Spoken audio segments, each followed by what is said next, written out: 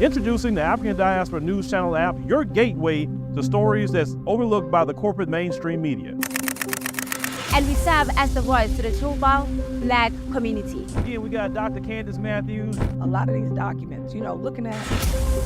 We are committed to informing and educating through the power of media. This country is supposed to be about the land of the free for all. It has not been free for Black people, and we are tired.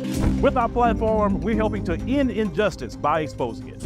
Join us in standing for excellence in journalism and serving our community. Download the African Diaspora News app today.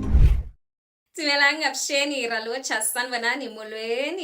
name is Naledi Mfoloe, and it is my absolute pleasure to welcome you to the latest edition of the African Diaspora News channel, where we unravel the stories that shape our world and our communities.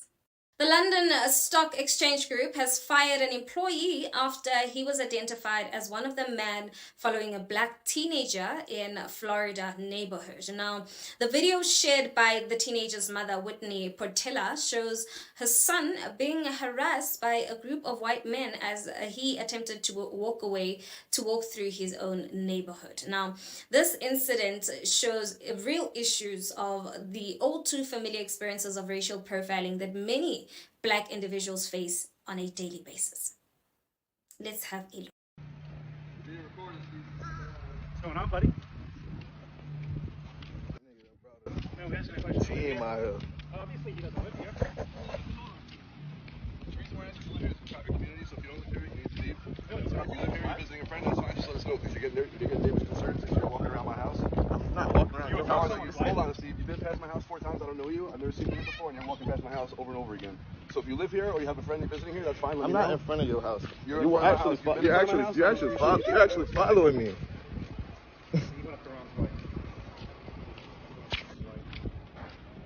We're just asking a question. You live out here? I'm a part of the neighborhood. You're part of the neighborhood? Does that mean you live here? It's simple. Like, bro, what? I'm asking a question. You live here? You went up to my wife. But I didn't go up to your wife, bro. I don't know who you're talking about. Bro. And I think I can walk around my neighborhood. If you live here, yeah. So you live here. Like, You live here? you gonna keep asking me the same question over and over and over and over and over. This man following me. This is harassment, right? You haven't answered yet. That's harassment, right? That's harassment, right? I think what you did to my wife, yes. Look. He followed. What you did to my wife, You read it up. Now, personally, I find this situation both heartbreaking and infuriating. I mean, it echoes the systemic issues we confront, which is where Black people are often seen as suspicious or even out of place, even in their own communities. Now, the teenager's attempt to communicate to the men that he lived there only shows the ignorance and entitlement that can pervade such interactions. And Whitney's account of her son wanting to take a walk because of the power outages following Hurricane Milton actually resonates deeply, because I mean, this should have been a simple act of normalcy, which is one that many teenagers enjoy without a second thought, but instead it turned into a traumatic experience filled with fear and anxiety.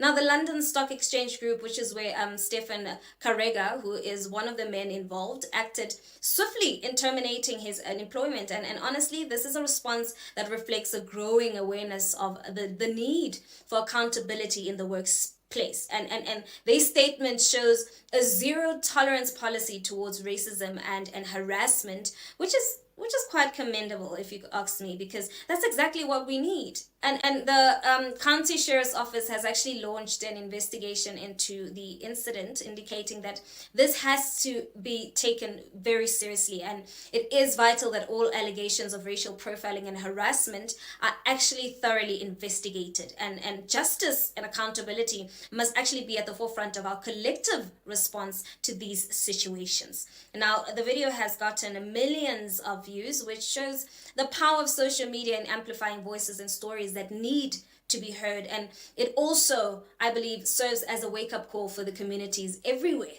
to reflect on their own behaviors and biases. We must not allow fear and ignorance to actually dictate how we interact with one another.